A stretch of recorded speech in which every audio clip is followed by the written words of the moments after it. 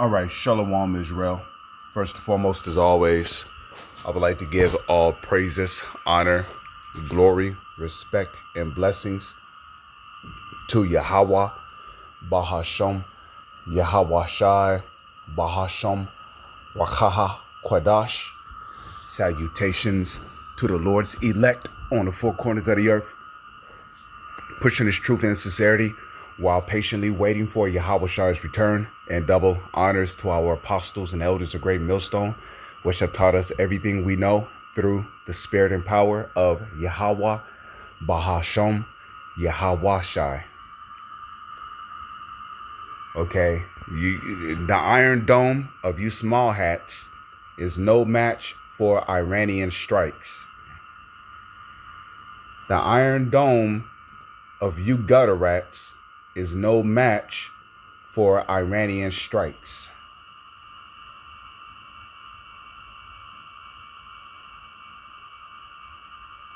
Picture this for a second. A single missile launches from Iran, and American radar systems track it perfectly, calculating its trajectory, preparing interceptors, everything working exactly as designed. But then, at a specific altitude, something happens that changes everything. That one missile doesn't just fly toward its target, it breaks apart into dozens, maybe even hundreds of individual warheads, each one capable of destroying its own target, each one requiring its own interceptor to stop it.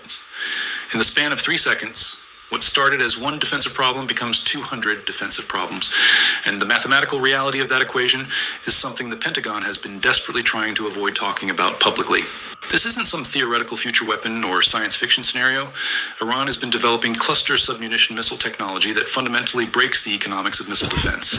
And they've reached a point where $1 million Iranian missile could require $500 million worth of American interceptors to stop, if you can even get that many interceptors in the air fast enough, which you probably can't. Welcome back to War and Wealth. Before we dive into why this technology essentially checkmates decades of American military planning, hit that subscribe button and the notification bell right now. This is the kind of military development that changes everything overnight, and you need to understand it before it shows up in tomorrow's headlines. Trust me, by the end of this video, you'll never look at missile defense the same way again. To understand why cluster submunition missiles are such a game changer, you first need to grasp how current missile defense systems actually work, because the entire architecture was built on assumptions that this technology completely shatters.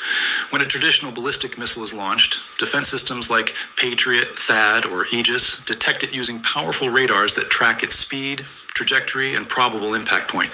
The defensive system then calculates an intercept solution and launches one, or typically two, interceptor missiles to destroy the incoming threat before it reaches its target.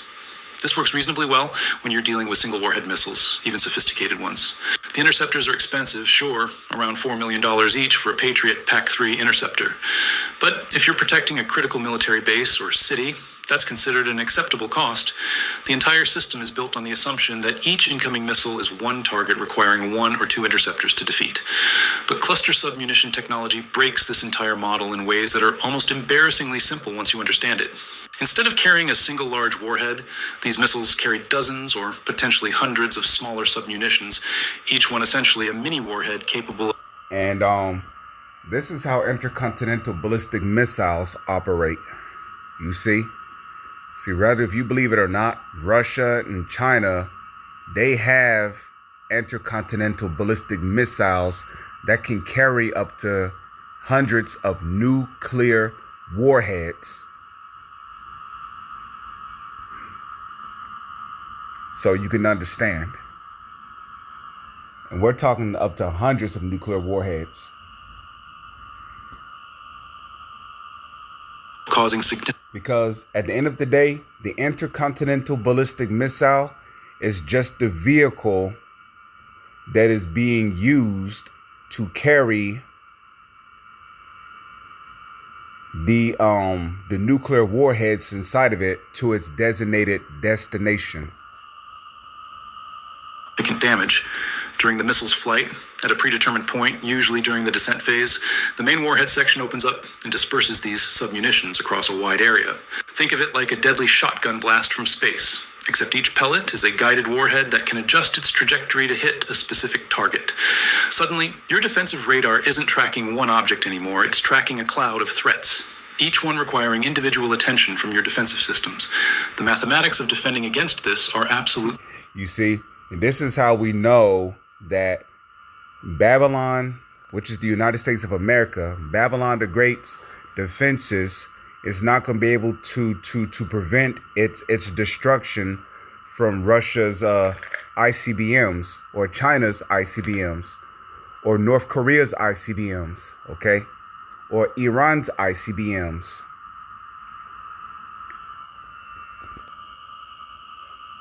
Brutal. And this is where Iran's strategy gets genuinely brilliant in its simplicity.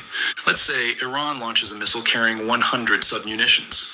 Traditional doctrine says you need to fire 2 interceptors at each incoming threat to ensure a reasonable probability of destruction.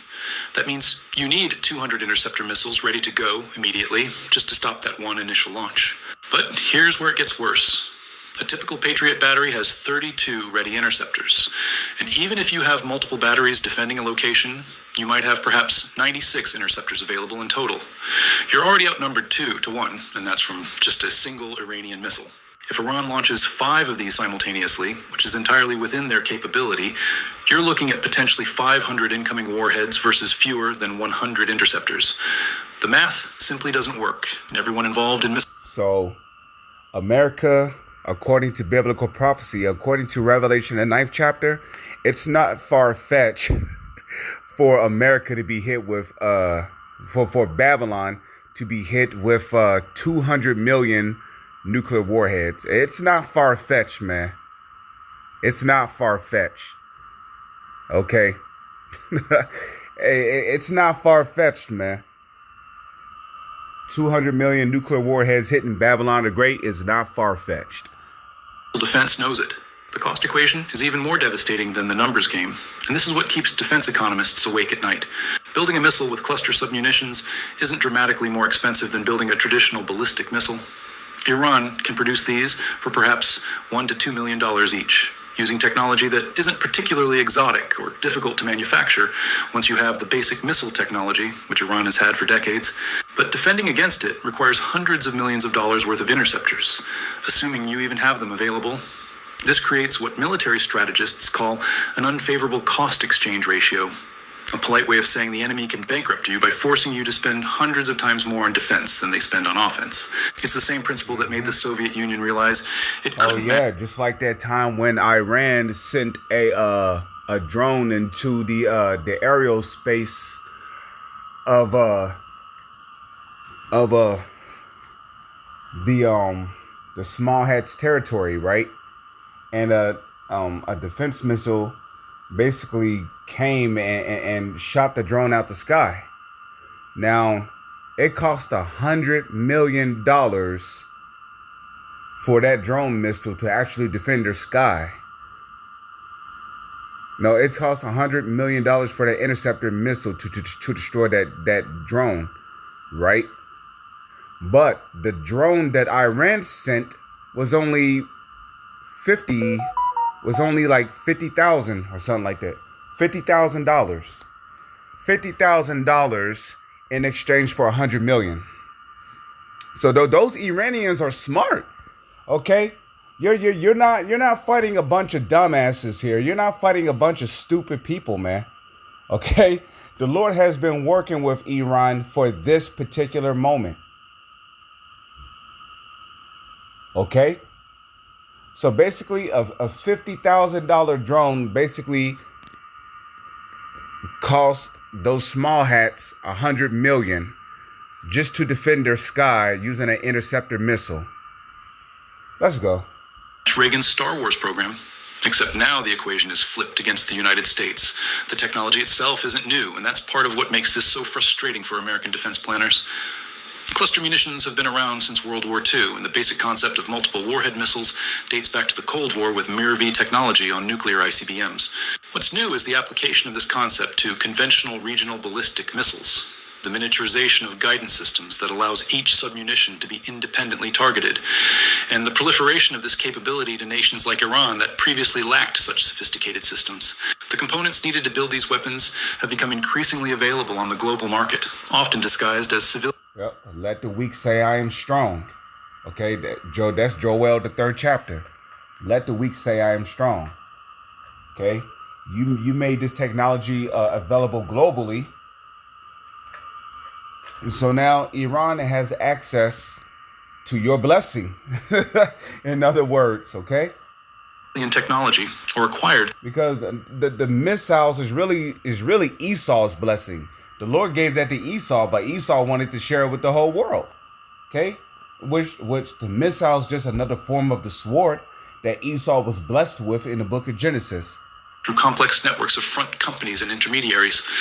Iran's specific implementation of this technology appears to draw from multiple sources and represents years of indigenous development combined with foreign assistance. Intelligence assessments suggest they've studied Chinese and North Korean designs, potentially received technical assistance from Russian engineers, and incorporated commercially available components from various international suppliers. The result is a weapon system that may not match the sophistication of American or Russian equivalents, but doesn't need to. It just needs to work well enough to overwhelm defensive systems, and by all indications, it does exactly that. The targeting challenge these weapons create is something that deserves special attention because it reveals just how completely they break traditional defensive concepts. When a cluster missile disperses its submunitions, each warhead follows a slightly different trajectory, spreading out across an area that could cover several square miles. Your defensive radars suddenly have to track, prioritize, and engage dozens of individual targets simultaneously, each moving at hypersonic speeds during the terminal phase. The computational load alone is staggering. Defensive systems that were designed to track and engage maybe a dozen targets simultaneously are suddenly confronted with 10 times that number. Even if the computers can handle it, which is questionable, the mechanical system certainly can't. Interceptor launchers can only fire so fast. Guidance radars can only illuminate so many targets, and the entire defensive network gets saturated almost immediately. The area effects of these weapons create another nightmare scenario for defenders. Traditional military planning assumes you can identify critical assets that need protection and concentrate defenses around them. But when submunitions spread across a wide area, they threaten everything within that zone simultaneously. An airbase that might have seemed adequately defended against conventional missiles suddenly faces the prospect of simultaneous impacts across runways, fuel depots, ammunition storage, command centers, and aircraft parking areas. Even if you stop 90% of the submunitions, the 10% that get through could still cause catastrophic damage across multiple critical systems. It's like trying to protect an entire city with an umbrella designed to cover a single building. Real-world testing of defenses against cluster submunition missiles has produced results that nobody wants to talk about publicly, but leaked assessments paint a grim picture. In controlled exercises where defensive systems knew exactly what was coming and when, success rates against cluster submunitions were dramatically lower than against traditional single-warhead missiles. When you add in the fog of war, the element of surprise, and the stress of actual combat, those already disappointing numbers get even worse. Some estimates suggest that current defensive systems might stop fewer than 20% of submunitions from a well-executed cluster missile attack, though official sources refuse to confirm or deny these figures. The implications for American bases across the Middle East are staggering. Every major U.S. installation in the region, from Al Udeid in Qatar to Prince Sultan in Saudi Arabia to Al Dhafra in the UAE, was designed with the assumption that missile defenses could provide adequate protection against the limited number of ballistic missiles Iran could launch. That entire defensive concept is now obsolete. If Iran can turn each missile into dozens or hundreds of individual warheads, every American base in the region becomes vulnerable to saturation attacks that current defenses simply cannot handle. This doesn't just affect military planning, it fundamentally undermines the deterrent effect of American forward presence in the region. NATO allies are watching these developments with growing alarm, recognizing that the same technology that threatens American bases in the Middle East could be used against European targets. The missile defense architecture that NATO has spent billions developing, particularly the Aegis Ashore systems in Romania and Poland, was designed primarily to counter Iranian ballistic missiles. If those missiles now carry cluster submunitions, the entire European missile defense strategy needs to be reconsidered.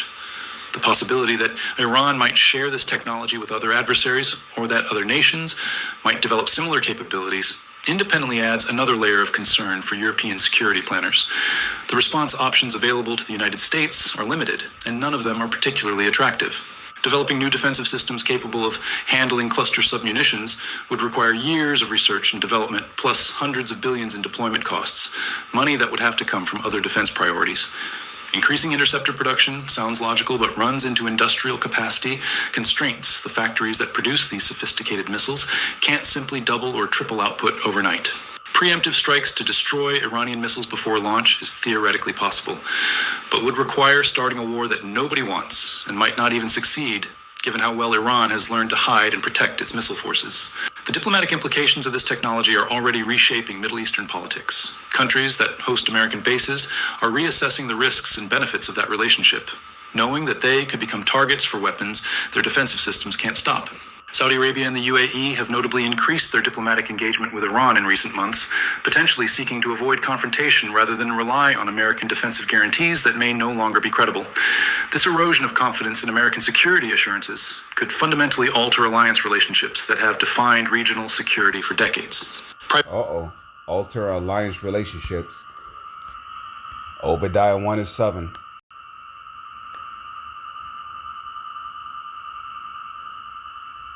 Okay, Obadiah chapter 1 verse 7. All the men of thy confederacy have brought thee even to the border. The men that were at peace with thee have deceived thee and prevailed against thee. They that eat thy bread have laid a wound under thee. There is none understanding in him. You see that? So Obadiah 1 verse 7 is going into treachery.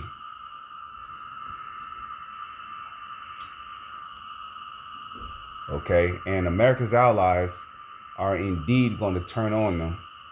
Could fundamentally alter alliance relationships that have defined regional security for decades. Private defense contractors are scrambling to develop countermeasures, seeing both a massive problem and a potentially lucrative opportunity. Concepts being explored include directed energy weapons that could theoretically engage multiple targets quickly, hypervelocity projectiles that cost less than traditional interceptors, and electronic warfare systems that might disrupt the submunitions guidance systems. But all of these remain largely theoretical or in early development stages, years away from operational deployment, even under accelerated timelines. In the meantime, the vulnerability remains, and potential adversaries know it. The psychological impact of this capability shift cannot be underestimated.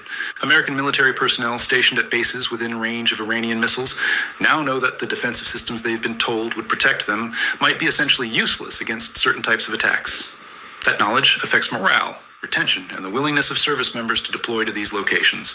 Family members back home are increasingly aware that their loved ones are serving in locations that can't be adequately defended, adding stress to military families already dealing with the challenges of deployment. Intelligence agencies are working overtime to understand exactly how advanced Iran's cluster submunition capabilities have become, but the challenge of assessing foreign missile programs has always been difficult.